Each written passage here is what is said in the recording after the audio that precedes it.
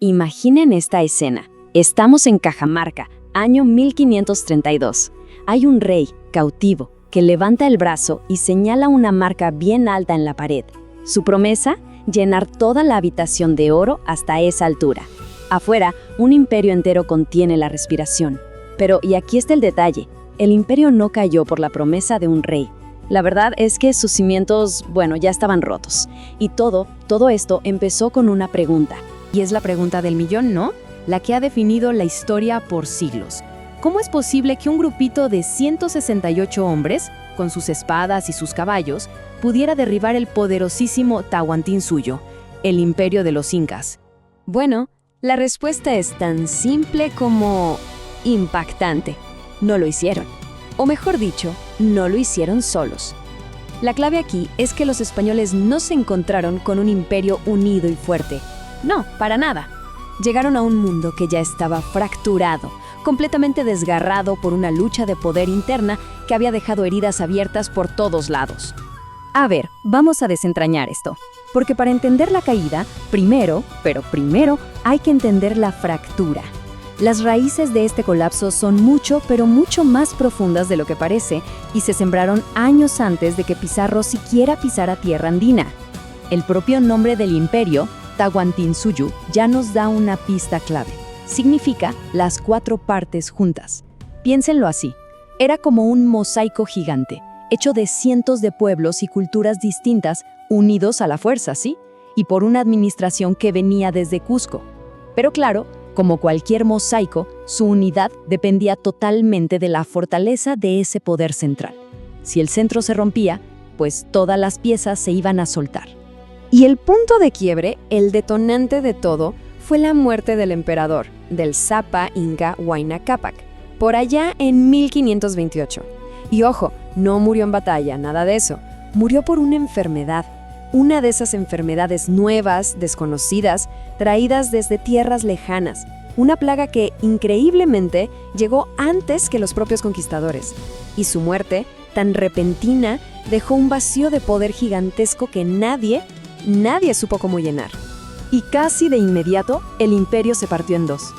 Imaginen los dos bandos. Por un lado, en el sur, en la capital sagrada de Cusco, teníamos a Huáscar.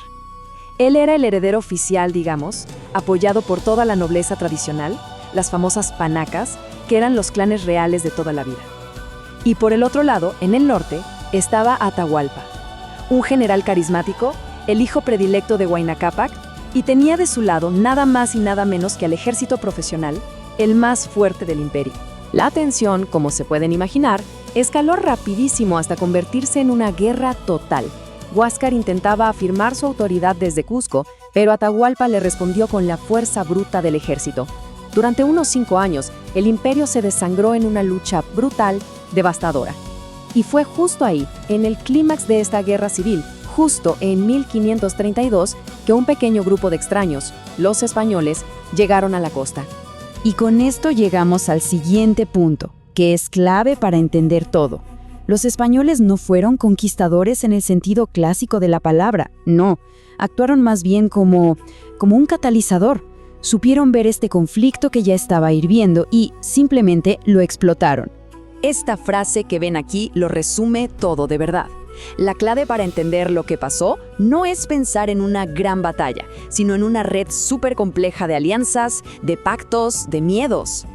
Pizarro se encontró con un territorio lleno de resentimientos, con líderes locales, los curacas, que estaban hartos de pagar tributos, y con pueblos enteros que vieron en estos recién llegados una oportunidad. ¿Una oportunidad para qué? Para liberarse del dominio inca. Y esto rompe por completo ese mito de españoles contra incas. La realidad era muchísimo más compleja. Pueblos enteros como los cañaris, los huancas, los chachapoyas, que habían sido sometidos de forma bastante brutal por los incas, de pronto vieron a los españoles no como invasores, sino como libertadores. Y claro, se unieron a ellos. Les dieron tropas, información, logística, todo. Así que cuando volvemos a ver este número, 168, ahora lo entendemos en su contexto real, ¿verdad? No fue la fuerza militar de 168 tipos la que derrocó al imperio, no. Fue la astucia política para encender las llamas de una rebelión que ya estaba ahí latente. fue saber aprovechar todas esas divisiones que ya existían. Fueron literalmente una chispa en un polvorín. Pero ojo, la historia no termina ahí, ni de cerca. Mucha gente piensa que con la captura de Atahualpa y la caída de Cusco se acabó todo, pero en realidad fue solo el comienzo. Durante casi 40 años, la resistencia inca se negó a morir. Miren lo que pasó. Los españoles, muy listos, coronaron a un inca títere, Manco Inca, para que gobernara en su nombre y mantuviera las apariencias. Pero claro, Manco Inca no tardó en darse cuenta de que era solo eso, un títere, así que se escapó. Y no solo eso, organizó una rebelión masiva. Llegó a sitiar a los españoles tanto en Cusco como en la recién fundada Lima. Por un momento, de verdad, parecía que la victoria inca era posible, que iban a lograrlo. Tras la muerte de Manco Inca, la lucha no paró. Sus sucesores siguieron peleando desde una fortaleza increíble en la selva, Vilcabamba. Y cada uno probó una estrategia diferente, ¿no? Algunos, como Sayri Tupac, intentaron la vía de la negociación, buscando la paz. Otros, como Titu Cusi, alternaban entre la diplomacia y la guerra, manteniendo la presión. La resistencia se mantuvo así, viva y coleando, durante 4 décadas enteras, hasta que llegó el último inca de esta línea, Túpac Amaru. Entonces, la pregunta es, ¿por qué fracasó al final esta larguísima resistencia? Y de nuevo, la respuesta nos lleva al mismo lugar, las alianzas. Durante el gran asedio de Manco Inca, por ejemplo, miles y miles de guerreros de pueblos como los Huancas lucharon del lado de Pizarro. Fueron ellos quienes inclinaron la balanza de manera decisiva. La llamada conquista nunca dejó de ser, en el fondo, una guerra civil andina, solo que ahora con un nuevo actor europeo en el tablero. Y todo esto nos lleva a la fase final de esta gran transformación. Porque una vez que las armas por fin callaron, no es que una cultura simplemente reemplazó a la otra. Para nada. Lo que surgió de todo esto fue algo completamente nuevo. Una fusión. Nació un mundo mestizo.